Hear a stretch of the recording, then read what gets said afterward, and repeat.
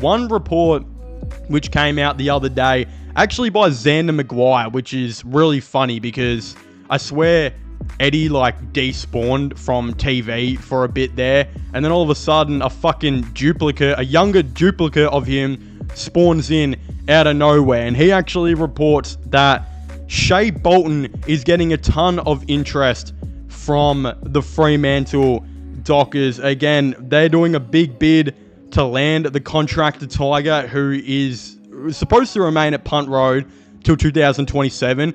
Richmond, of course, actually came out and denied this, shutting down all rumours. It says Richmond has decisively squashed any rumours suggesting that star player Shea Bolton may be traded back to his home state of Western Australia, despite reported interest from the Fremantle Dockers.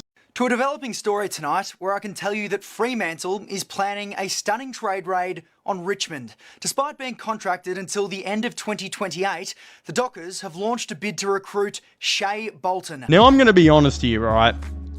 Every single Richmond fan on all of these Richmond fan accounts, Serious Super Tiger supporter group, whatever the fuck they call them, right, has pretty much been oh, well, Richmond shut it down. It's not going to be happening. There's no way that Shea Bolton is anywhere else besides Richmond next year. And although as a massive Richmond fan myself, I kind of want to believe that, there's still a big part of me who low-key thinks that this could go the other way. And I'm not going to lie, I'm not pulling this out of my asshole out of nowhere. This is a true story. On God, you can ask my mate Kane, who I actually texted this to. But at the start of the year, I said, if things go sour, don't be surprised if a guy like Shea Bolton was to leave. And he was basically well, why would Shea Bolton leave? And of course, there's a ton of reasons. First of all, I believe a couple of years ago on a radio station, Shea Bolton actually said one of the big reasons he re-signed with the Tigers was because it makes his partner happy.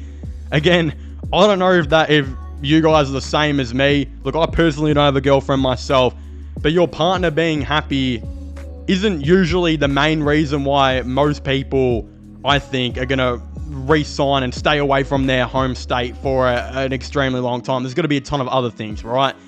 Then, obviously, at the best and fairest night for Richmond in 2023, he actually said he had talks with Blair Hartley midway through the year about potentially leaving, but Blair convinced him to stay. Funny thing is, if I remember right, Blair Hartley is, I believe, packing his bags and going to Tasmania with Brendan Gale. So the man who convinced Shea Bolton to stay is also leaving. And the other big reason, arguably the main reason, of course, is that a ton of the players who signed an AFL contract in 2022, like Shea Bolton and Daniel Rioli did, are currently feeling extremely hard done by. Mainly because of the new CBA that was, of course, introduced last season. A part of this new CBA, a ton of different things were added to contracts, like if you're a rookie, you're now on a 3-year deal. I believe if you're a first-round pick, instead of 2 years. The pay went from an average of $370 to $520 or something. All of these players were getting pay increases. The contracts, doubled.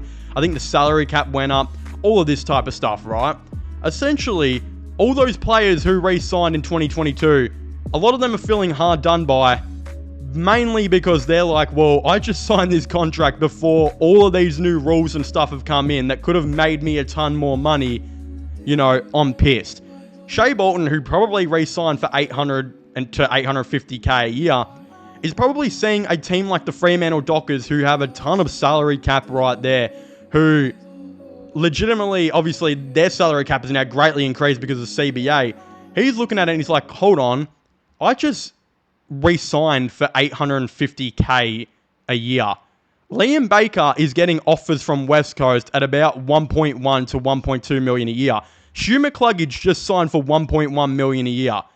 Hold on, I'm an All-Australian. I think I'm better than those guys. I deserve more money. Shea Bolton is probably somewhere saying that right now. And he's thinking, I'm better than those guys who are getting $1.1 to $1.2 million a year, like McCluggage did, like obviously Liam Baker did.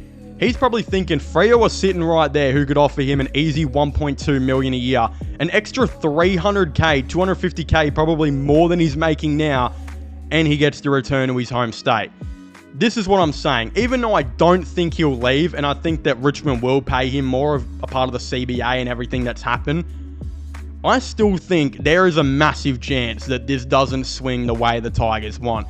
Plus, the Fremantle Dockers have 3 first-round picks. They also have, I think, 2 second-round picks, and then they've got their first-round pick next year. So they've got 4 guaranteed firsts and a second-round pick, and maybe another one. I could be wrong. But they've got 5 guaranteed really high picks that Richmond could be very interested in.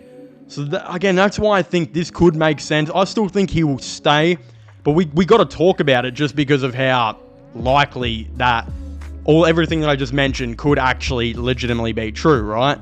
Of course, the other Richmond player who I talked about in last video is Jack Graham, who is getting interest from West Coast.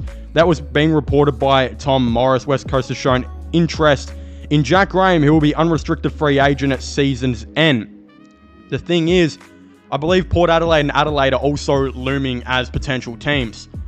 Adelaide are going to be needing to do a lot of different things in this offseason. I genuinely believe out of the 3 teams that are interested, they might be the ones who come the most hard. God, that sounds fucking wrong. Mainly because when we do decide to go in depth on it, right, Rory Sloane has retired from Adelaide. That's a big midfielder for so long that they've had, who's now just gone out the window, right? You got players like Matt Crouch, who are now out for the whole entire year. Some people were saying Matt Crouch squeezed every little bit of juice he had left in him this season, and now with all these injuries, might not be that good next year. Again, Taylor Walker, I think, could be on the verge of retiring.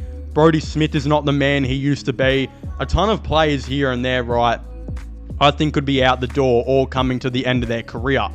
This Adelaide team is going to need to build depth, and they're going to need to do so without giving up a lot of picks and all this type of stuff, right? It's really important for them now that they probably go and hit the draft, especially with how bad their drafting has been in recent years.